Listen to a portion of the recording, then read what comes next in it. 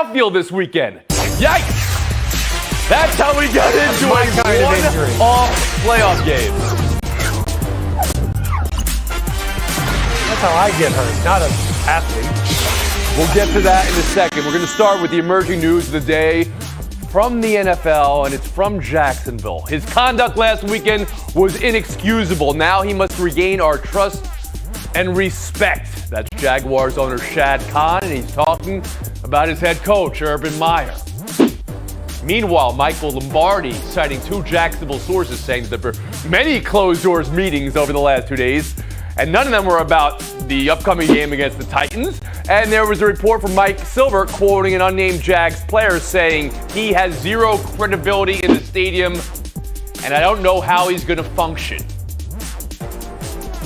I just apologize to the team and staff and for being a distraction. It's stupid. And so I explained everything that happened and owned it, and just stupid. Should not have myself in that kind of position. How much all of this is about the video of Meyer in a bar that came out this weekend, and how much this is about something more? Bomani Jones, how did we get here, and can you see it being the end of Urban Meyer in Jacksonville 4 weeks in? I mean, I don't know if it's the end 4 weeks in, but it's over. I mean, I don't see any reason why he even is going to have the job by the time we air this. And the reason I say that is it doesn't sound like the owner wants him to be the coach. It doesn't sound like the players want him to be the coach. It don't sound like the coach want him to be the coach. So what is the reason that he is sticking around for this other than pride at this point? You don't lose a locker room and then wind up getting it back. And the thing about this, if he hadn't have done the press availability on Monday, this probably all ultimately winds up going away. It happened on a Saturday. It was a full Sunday of NFL games. People would have gone past it, and then he stood up there looking like a sucker with his head down. And it sounds like when he talked to the team, he was looking like a sucker with his head down, and they came out of it with no respect for him. And in college, you can use power as a proxy for respect. You can't do that in the league. The people you're dealing with have to respect you. They do not respect him. He's done in this town. Sarah Spain, same questions to you. How did we get here, and could it possibly be over for Urban Meyer in Jacksonville?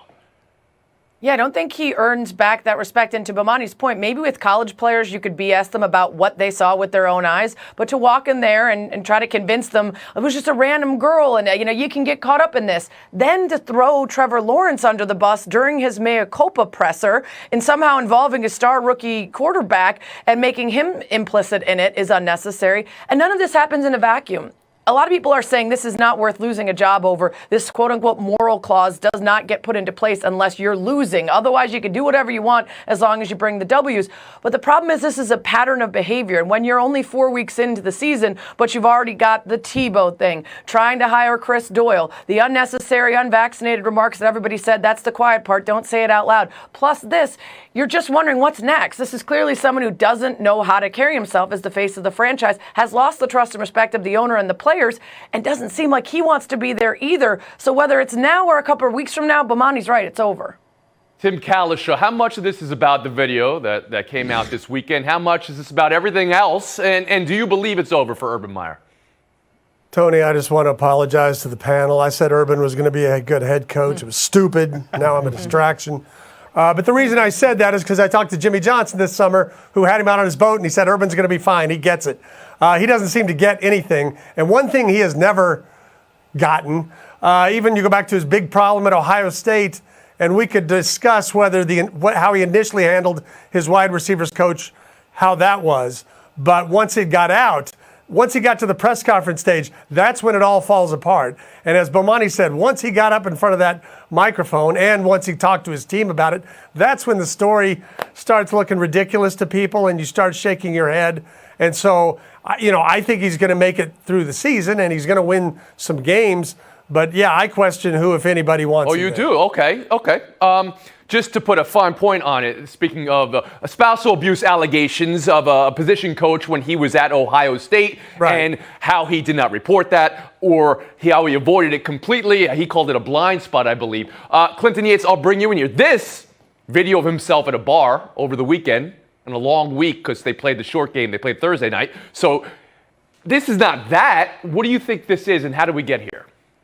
I think the video has a lot to do with it because it allowed people to point to something and say, we don't want this. I got to admit, I was very surprised to hear Shad Khan come out and say this was inexcusable. That's a pretty high mark of a word for somebody that is in a league that players do all sorts of things and they get away with it. I mean, the tone of that presser, beyond just what he said, indicated to me that he had no idea how this was going to land in Duval County alone because the people there were asking him extremely personal, intense questions, and they seemed disappointed, which was apparently surprising to him. And it was a little bit surprising to me overall. People get away with a lot in the NFL, but I don't think that Urban's going to get away with this because the folks around him just plain don't like that level of activity, whether or not you have a problem with it, as in all of us or not. I'm almost surprised to hear you guys say that. Once again, arrests in a program, which was what was Florida had over 30 arrests when Urban Meyer was the coach there. Spousal abuse in the program and not following through on that. That's what it was in Ohio State. This is video at a bar in the midweek between two games? Bomani Jones? Nah, this is an excuse. Like, this is the reason to jump on him because he really is an easy target to jump on. And he's an easy target for good reason, by the way. What I'm shocked by is that anybody here actually thinks he's going to make it all the way through the season because the biggest thing that Urban Meyer cannot handle is losing. He couldn't handle losing preseason games. They're going to lose so many games, and it's going to beat the hell out of him, and it's already beating the hell out of him. One of them is going to say this is over. The question is going to be, can Jacksonville wait him out long enough to make him quit so that they don't have to pay him? Because he's going to want to quit. Tim, I'll let you back in because you believe he is going to make it through the year. I'm going to take the Bomani challenge. I think he's going to make it through the season, and it's going to be interesting to see when they win a couple of games because it doesn't take much to compete in a division where Carson Wentz is leads the best team, how all this is forgotten or if it's still playing out. Sarah Spain. When they going to win a couple Yeah, I'm not games? sure they're going to win a couple games. I don't look at their schedule and think there's any gimmies in there. More importantly, I think, again, it doesn't matter whether your sensibilities think it's a big deal for an older gentleman and a younger woman or a married man and a younger woman or whatever combination is that bad. It's the pattern of behavior that at some point you have to stop believing that this guy is going to act differently than every other stop he's been at before. And maybe the Jags thought at the NFL level he could, but through the first couple weeks, this many things already, I think they're just worried about nipping in the bud before it gets worse for the franchise. On the football field, the franchise with the second longest losing streak in NFL history. Active. It's current. You're right. Tim's got them winning, rolling out 7 or 8 wins. The division is They still almost in, beat still in Cincinnati. grass. They're coming. Yeah. They're coming. We'll move boy. on. Yankees Sox tonight. Oh, let's talk about this. That JD Martinez is not available tonight. Here's video. Tripping over second base, trying to run out onto the field this weekend in an interleague game. One of the series where he couldn't be DH'd, so he had to play the outfield. And now he's out for this game. Garrett Cole hasn't exactly been Cole lately. A hamstring injury and his ERA over 5 for the last month. 1-game playoff between two teams that never get enough of each other. This game, I mean, what are we looking at? 5, 6 hour, 7-hour game knowing these two teams? The history and the present. This year, 19 games, Boston 10, New York 9, Clinton Yates. Who's got the advantage going into game 20 here for all the marbles? It's very, very close, Tony. And I hate to say this, the only reason the Boston Red Sox have an advantage, they're playing at home. They're going to get the last frame. Otherwise, the way that the injuries match up, the way that the roster construction matches up, there's no LeMahieu, there's no Voit for the Yankees, and Garrett's kind of touch and go. But I also think there's this. These two teams came into the playoffs in different ways. The Yankees were sort of holding on, trying to put it together, trying to put the plane together as they flew, and the Red Sox had to hold on in order to get to where they are moving upwards. I simply think that they are trending in the right direction in a different way from the Yankees. And again, having the last frame is hugely important in a one-game scenario when you can stack your bullpen and you can do all this other stuff because the roster construction is Tim Kalishaw, who's got the advantage? Yeah, I don't like the JD injury, but I like Boston too. I think they can play with a little freedom. All of us, and everybody, the media and fans say, go back to 1978 and all these Yankee stories haunting the Red Sox. We are so far removed from that. The Red Sox won 4 World Series this century. They don't have to worry about that stuff anymore. I think Red Sox fans will forget they ever had to watch Kyle Schwarber play first base because he will DH tonight and he will deliver the big hits on Cole. And they've beat up Cole all year, and I think they will do it again. Cole's ERA over 4 against Boston this year.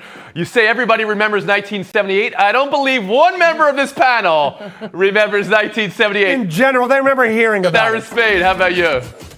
I don't remember it either. I don't know if you were referring to me. I think there's three of us that don't remember 1978, but there's only one that does. I think we always know things can turn on a dime in baseball. Expectations don't always end up in reality of a game. So when I'm looking at this matchup, I try to figure out which has more phases that I believe in more. I think the Yankees starter, as much as Cole has gotten hit, Eovaldi also got hit up last time he was up. So I think that I give the nod to Cole there. I give the nod to the Yankees bullpen. I know Cora is going to get sneaky and use some starters in relief because it is a one game, but I still think I give the nod to the Yankees. I like the hitting of the Red Sox, but they're going to be losing Martinez, which is a huge part of it. And you look at Judge, who's got a home run in 3 different wild card games. That's the tied for the most ever. Cole's got the most experience in one, winner take all wild card. These things all lead me to say that if we're going based on expectation, I've got the Yankees. Yeah.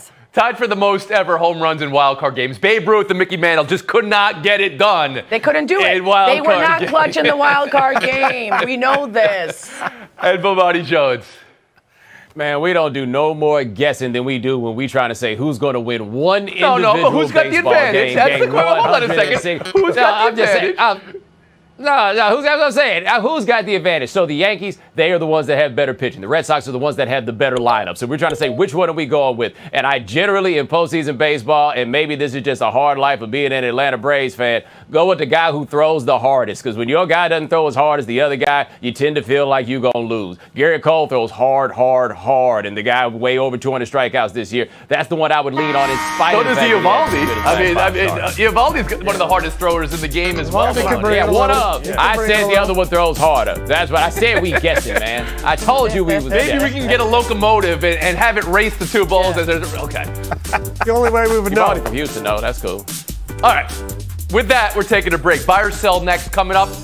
Last night, Chargers win. Is it the start of something? And this one play, I love this play. This fake punt. Awesome job all around. Got him! Oh. You always wonder when you see guys unchecked at the line why we don't just audible out and throw it to them. Well, this is this is an incredible play from Hunter Renfrow. Look at the all-20. Look how much he has to cover to snuff it out at the end. Wow, what a great play. I'd play him at safety. Two-way player. Around the Horn is presented by DirecTV Stream, part of Happy Hour.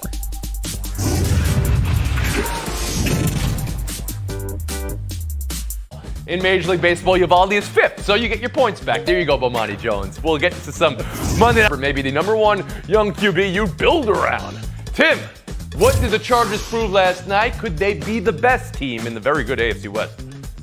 Oh, I think they have a chance to be. I don't want to put the Chiefs away yet, but the Chargers are really close to being 4-0. They kind of shot themselves in the foot against Dallas, taking away some of their touchdowns. My only question with them, can they handle 17 road games? That's going to be tough. This week it'll be 40,000 Browns fans cheering for them there, and that's going to get old. Love making jokes about LA fans. Everybody loves making jokes. No, just Charger fans.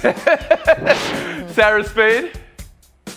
Yeah, you look at a Chiefs team that you don't want to put away because we have the proof of concept that they can pull it off, but their defense is looking really weak right now, especially when you look at a Chargers defense that figured out how to stop the run yesterday. Through the first couple games of the season, they'd allowed an opponent rusher to have at least 70 yards a game. This time they managed to shut it down and make it so that the Raiders had to be one-dimensional. That aspect of their defense that we hadn't seen yet, and doing it against a Raiders team that was one of the top offenses, that's what I needed to see to think that they could be the best already. Bomani Jones.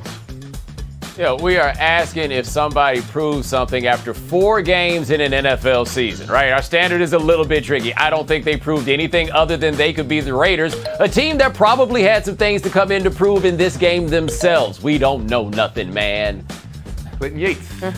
Yeah, but last year they lost 7 games by 1 score. The year before that, they lost 9 games by 1 score. That's not what's happening this year. Brandon Staley, to me, is the coach of the year at this stage. That quiet storm offense gets it done. I like what they're doing so far from a production standpoint. Through 4 games, Bomani, you don't want to get on the record saying anything, but I'm going to put it right here on the table for you. Betting favorite for NFL MVP? No longer Patrick Mahomes. It's Kyler Murray.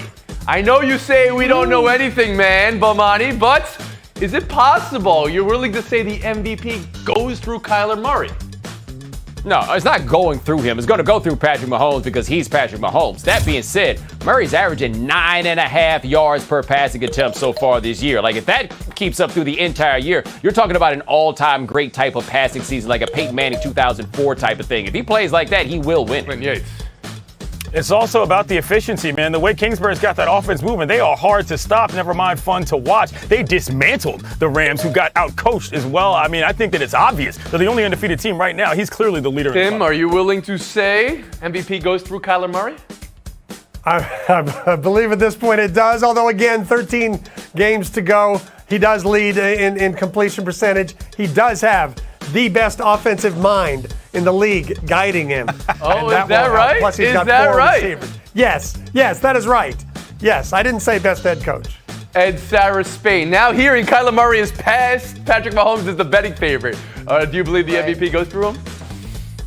I'm going to agree with Bomani that you don't go through someone who hasn't ever won it before. He needs to get there first for it to go through him. But 30-plus points and over 400 yards in those first 4 games, and most importantly, all of them wins, which means you've got a complete team. You got highlight reel plays, plus your own stats, plus your team is good. That's usually a pretty good recipe for an MVP. It'll be Cardinals 49ers Sunday. Another great NFC West showdown. The latest on Jimmy Garoppolo's calf. Had an MRI. They're still taking time this week to make a decision. He missed, of course, most of Sunday's loss to Seattle. When Trey Lance came in, 9 of 18, 157 yards, 2 scores. Passer rating 1 to make a decision on an announcement on a rookie quarterback. It's a touchy subject. How should the Niners feel about going to Lance this week? Well, I am a panelist on this show, and that's real. And I have to agree to like this decision, and that's real. Doing my best Matt Nagy on this one, trying to make myself feel okay. Listen, you don't go to Lance unless Jimmy G can't get it done. Not because Lance won't eventually be better and doesn't look promising, but because you're a Super Bowl contending team that can get there with Jimmy G doing his best. And Lance is so new and so fresh that as much as those reps are going to do well for him, they might put your team at risk overall. So I'm okay with patience Monty here. Jones? I mean, I'm not so sure they're a Super Bowl contending team at this point. They haven't looked that good here. Now, the issue for me is that Kyle Shanahan is going to go with the quarterback that lets him call the game that he wants to call. That's how those offensive guys tend to do this. That's probably still going to be Garoppolo for a while because it didn't look to me like Shanahan was calling the game with Trey Lance where it seemed like he trusted the quarterback that he had. Yeah, the difference between Nagy and Shanahan is that Shanahan claimed to have a plan for both of these two guys, but now he's got to figure out a plan for Trey. I think you start Garoppolo right now, but you understand that going forward, that's not going to work because he hasn't been able to get it done. But as long as he can do it now, you give him a shot. The 49ers came heavy on draft day to go up and get this guy, and I don't know how long they think they need to wait, given the Garoppolo isn't that good. Very simple. All right. Kalishaw, Spain. Wow, this is Not that good. 51 points yesterday. Not that good, I guess. dead ball era of Around the Horn here. I know. What's going on? Yates,